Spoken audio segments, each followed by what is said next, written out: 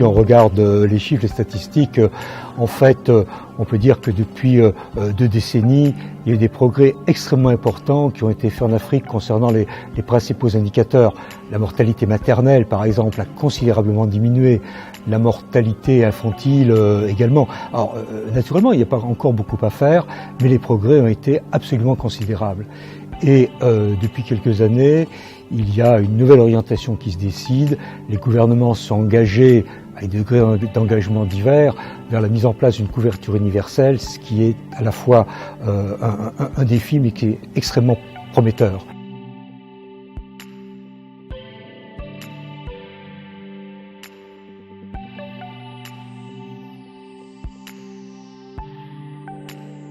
Nous avons décidé d'organiser cette formation pour plusieurs raisons. La première raison, c'est que mes collègues et moi-même, nous avons disons une certaine expérience de la réalité des problèmes de santé en Afrique et nous sommes aperçus qu'il y a besoin de renforcer le système de santé. Et il y a besoin de former des auditeurs en responsabilité pour qu'ils soient plus à même de contribuer à des prises de décision à la fois efficaces et efficientes. Par exemple, si vous voulez, ce dont on s'aperçoit, c'est que les maladies infectieuses représentent encore une partie majoritaire de la charge de la maladie en Afrique. On parle beaucoup de la montée des maladies non transmissibles, mais quand on regarde les maladies infectieuses, elles représentent plus de la moitié du poids des maladies en général, la charge globale de la maladie. Et pour faire des progrès dans ce domaine-là, pour faire mieux et plus rapide que ce qu'on a fait jusqu'à présent, il faut absolument renforcer le système de santé. La deuxième raison, c'est que, ce que j'évoquais tout à l'heure, les gouvernements sont engagés dans la mise en place d'une couverture universelle en santé.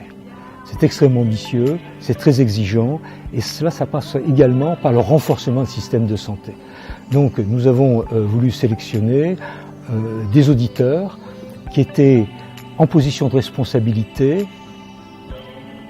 et auxquels cette formation va donner des instruments d'analyse, des instruments de méthode pour renforcer le processus de prise de décision, pour être mieux à même de contribuer à des décisions qui soient économiquement faisables et pérennes, qui font sens, des décisions qui soient, techniquement faisables, et ce qui est extrêmement important également, des décisions qui soient politiquement acceptables.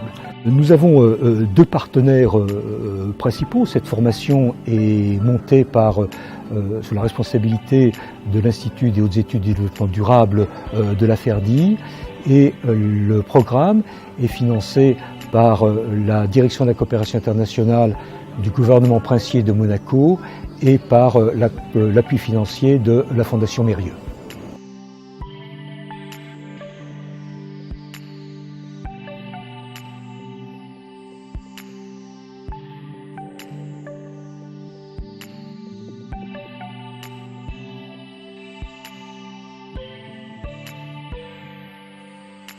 Monaco et la coopération de Monaco voulaient s'associer à une fondation d'excellence dans le domaine de la recherche et de l'analyse des politiques publiques d'aide au développement, car ce que nous observons, c'est qu'au bout de dizaines et des dizaines d'années d'aide publique au développement, finalement les résultats ne sont pas là et que nous avons besoin de repenser, de nous challenger sur la façon dont les États prospères aident les États plus vulnérables. Et pour cela, la FERDI est, de notre point de vue, un partenaire idéal. C'est d'abord un partenaire académique indépendant qui a donc une analyse objective des trajectoires de développement de nos pays partenaires. Donc c'est pour cette raison que nous associer à la FERDI, c'est un gage d'indépendance, d'objectivité, d'impartialité, d'une certaine façon, pour fournir une analyse et fournir même des services, des prestations pour aider nos pays partenaires à développer leurs propres compétences. Nous sommes partenaires depuis plusieurs mois aux côtés de la FERDI autour de différents projets dans le domaine de la recherche et de l'aide au développement. C'est une volonté exprimée par le prince souverain Albert II depuis son accession au trône. Il déploie une politique publique crescendo avec de plus en plus de moyens, avec une stratégie précise, notamment pour les pays les moins avancés en Afrique, ainsi que pour certains pays à revenus intermédiaires, je pense notamment aux pays méditerranéens. Donc là, il s'agit d'une stratégie vraiment d'accompagner ces pays, que ce soit les autorités, les sociétés civiles, incluant les ONG, les fondations, le secteur privé, pour plus de développement humain. Nous avons vraiment vocation, nous à Monaco, d'investir dans les secteurs qui sont finalement assez peu soutenus, la santé, l'éducation, l'insertion socio-économique et la sécurité alimentaire. Il y a évidemment, comme vous le dites, une prospérité. Monaco est un État effectivement riche, prospère, avec un excédent, qui n'a pas de dette, et qui veut mettre cette prospérité aussi au service des autres. Et une forme de savoir-faire, de moyens financiers, dans ce partage-là, contribuer à l'agenda 2030 des objectifs de développement durable. Et puis c'est bien entendu une ambition personnelle du prince extrêmement attaché aux enjeux de développement durable dans son acception large, issue du sommet de Rio +20. Le développement durable, ça n'est pas que l'environnement, c'est aussi un pilier social et un pilier économique. Donc c'est dans cette vision-là tripartite que nous articulons notre action dans ces pays partenaires en Afrique et en Méditerranée. On a choisi la santé ainsi que d'autres secteurs sociaux comme l'éducation ou la création d'emplois parce qu'il nous est apparu que dans les pays très vulnérables, il s'agissait de secteurs très peu aidés par les bailleurs de fonds, par la communauté internationale, et que dans ces pays à multiples vulnérabilités, nos subventions publiques devaient être dirigées vers ces secteurs peu aidés. Et puis, dans le domaine de l'environnement, Monaco n'est pas en reste. Il existe bien entendu la fondation Albert II, qui est une fondation privée, la fondation du Prince, et qui, elle, se mobilise en faveur de l'environnement. Notre organisation a pour mandat, en principauté de Monaco, de mettre en œuvre la politique d'aide au développement de Monaco. Et donc, de manière assez naturelle, nous avons voulu nous rapprocher de cette fondation d'excellence qu'est la FERDI, pour développer des partenariats dans des domaines prioritaires pour la FERDI et pour nous-mêmes, notamment en Afrique et en zone Méditerranée, dans les domaines de la santé, dans les domaines de l'analyse des politiques publiques. Et c'est pourquoi aujourd'hui je suis venue rencontrer mes collègues pour discuter d'une formation en santé publique qui vient d'avoir lieu ici, dans les locaux de la FERDI.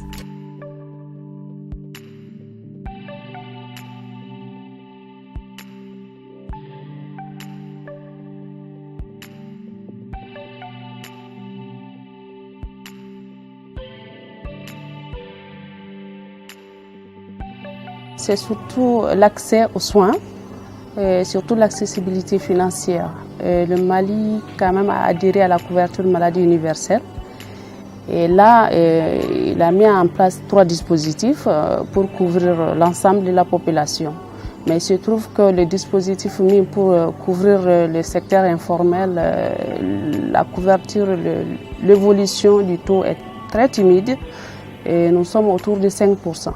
Alors que cette population représente 78% de la population malienne. Donc si on ne fait rien par rapport à cette population, cela va de soi que le défi par rapport à la couverture de maladie ne sera pas relevé. Cette formation, c'est un partage d'expérience, la mise à jour des connaissances par rapport à l'ensemble du système de santé et surtout avoir des données par rapport à l'efficience, comment gérer le peu de ressources qu'on a pour être efficient dans le cadre de la couverture maladie. Récemment, quand même par rapport aux médicaments, il y a des grands efforts qui ont été faits.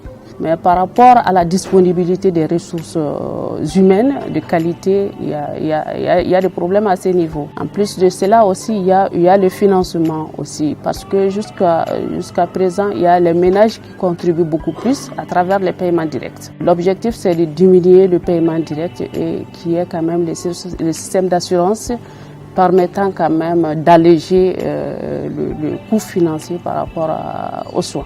La population commence à s'intéresser à leur propre santé et les gens se sont organisés en association. Et là, c'est un grand pas par rapport à cela. Donc, en plus de cela aussi, il y a les politiques qui sont en train quand même de s'investir à ce niveau. Et comme je l'ai dit tantôt, surtout par rapport à la couverture maladie, et là quand même, il y a pas mal de choses qui sont mises en place vraiment pour que les gens, pour faciliter l'accès de la population à la santé. Et il y a d'abord une première étape qui était l'accessibilité géographique. Et on a construit des structures de santé de base. Et maintenant, la deuxième étape, c'est l'accessibilité financière. Et là, cela est pris en compte par rapport à la couverture maladie. Quand on arrive à mettre ça en place, ça peut résoudre pas mal de problèmes par rapport à la santé.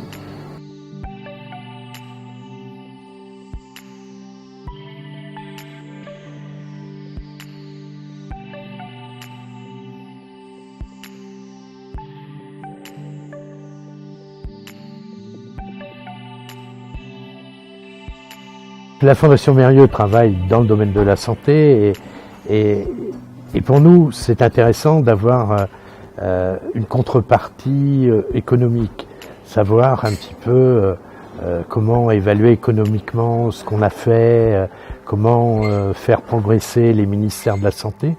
Et donc, relier la partie économique à la partie santé nous paraît intéressant. On travaille à Madagascar sur la biologie clinique, donc les analyses de laboratoire, et parce que les gens sont obligés de payer pour les analyses qu'ils font. Il n'y a pas de sécurité sociale, etc. Donc on a mis en place, c'est un peu barbare, mais un recouvrement de coûts, c'est-à-dire que une partie de l'argent employé sert au laboratoire pour acheter ces réactifs et monter un système qui se pérennise petit à petit. Et donc on a besoin d'études économiques pour voir un peu où on en est, puisqu'une partie de l'argent va à l'hôpital, une partie sert à payer les salaires et une partie à racheter les réactifs, assurer la maintenance du matériel. Donc tout ça, économiquement, on a besoin d'avoir des chiffres et voir un petit peu comment ça se concrétise et essayer de voir comment les patients peuvent avoir accès aux soins, ce qui est le gros problème des pays du Sud.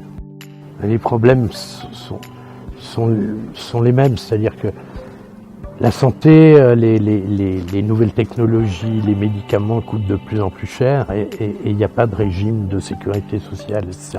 Les gens sont obligés de payer et donc ça devient de plus en plus difficile. Ça c'est un problème mais qui existe depuis longtemps et pour lequel on travaille depuis longtemps. Le deuxième problème, et qui nous préoccupe beaucoup, dont on parlera ce soir, c'est les résistances aux antimicrobiens. Aujourd'hui, il y a des résistances de plus en plus nombreuses sur certaines maladies, donc, par exemple, on fabrique plus de nouveaux antibiotiques. Et si les gens sont traités avec des antibiotiques, deviennent résistants, comment on fait demain? Et aujourd'hui, il n'y a pratiquement pas de chiffres en Afrique qui nous donnent vraiment des vecteurs pour pouvoir travailler. Donc c'est quelque chose pour nous qui nous préoccupe fortement. Cette formation va nous permettre aussi d'alerter les gens qui sont dans cette formation, puisqu'ils viennent du Sud, à ce problème-là, et puis d'avoir des partenaires pour travailler avec eux sur le fond du problème.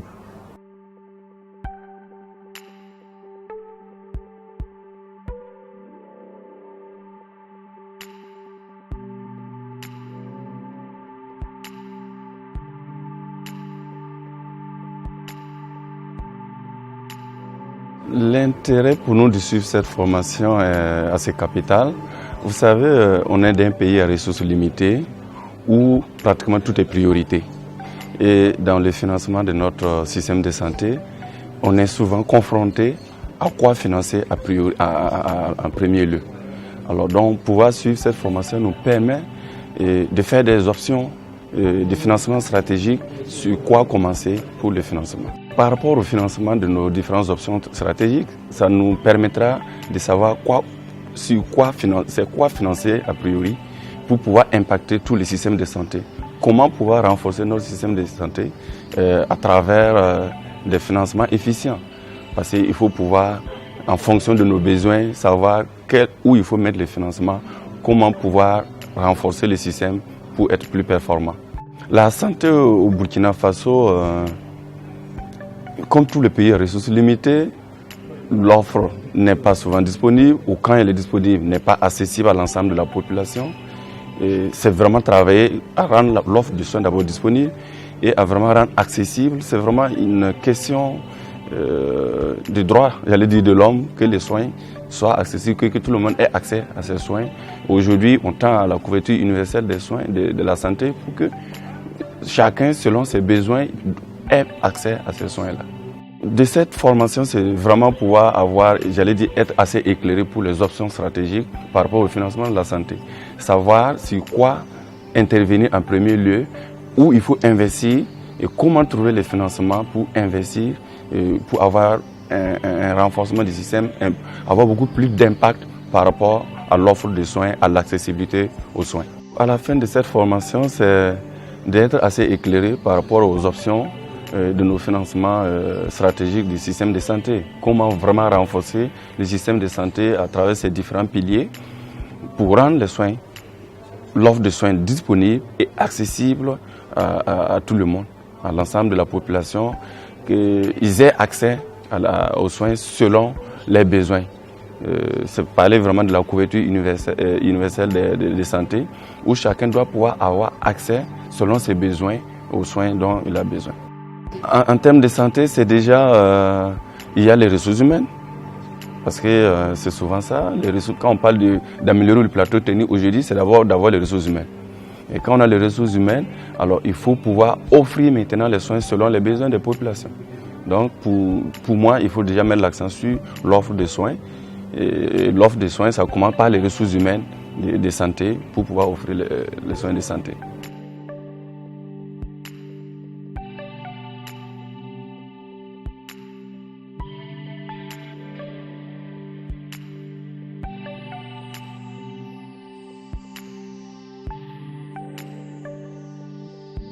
La fondation a été créée il y a 51 ans précisément par le docteur Charles Mérieux, qui, après avoir passé sa vie dans le domaine du vaccin et qui a participé grandement à l'industrialisation du vaccin, s'est rendu compte de tous les problèmes qu'on pouvait observer sur le terrain justement pour pouvoir vacciner les populations. Et je pense qu'il a voulu créer un vecteur qui lui permettait de répondre à cette problématique. Ça, c'était vraiment l'origine. Et puis, la Fondation a beaucoup vécu depuis à travers donc, son histoire, à travers ses différents dirigeants et puis les différentes époques. Et donc actuellement, on a vraiment recentré l'objectif du travail sur le diagnostic biologique, qui est un maillon essentiel du système de santé et qui a malheureusement été négligé pendant très très longtemps.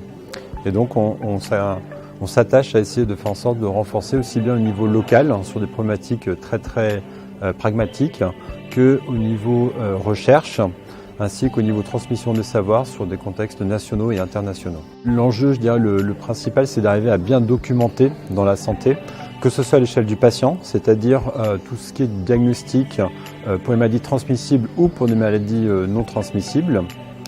Et en même temps, au niveau de la santé publique, on a vu des exemples très récemment avec l'épidémie de la maladie à virus Ebola, qui était vraiment importante pour faire un diagnostic très rapidement, pour faire le tri des patients.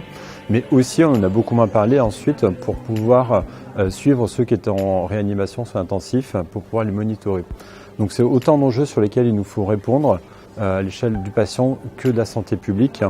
Je peux prendre aussi donc, comme exemple tout le problème de la résistance, qui est extrêmement important de documenter pour pouvoir aussi avoir des recommandations de santé publique. Il y a l'exemple aussi du VIH, pour lequel le suivi des patients est extrêmement important avec la charge virale, ou la tuberculose, enfin, tout est nécessaire. Et dans un contexte où très peu de choses ont été faites jusqu'à maintenant dans le diagnostic biologique. Ce qui nous intéresse dans cette formation avec la FERDI, c'est l'aspect économique et la pérennité financière qui est abordée sur toute la problématique de la santé. On a vu grand nombre d'actions ces dernières années qui ont été menées pour mettre en place ou améliorer le système de santé, mais souvent des opérations coup de poing, mais sans se préoccuper du futur, ou sur des axes très très spécifiques. À travers cette formation, l'aspect beaucoup plus global et renforcement du système de santé nous semble extrêmement important, en complète phase avec ce qu'on fait nous-mêmes, et c'est pour ça qu'il nous semblait intéressant de soutenir cette formation.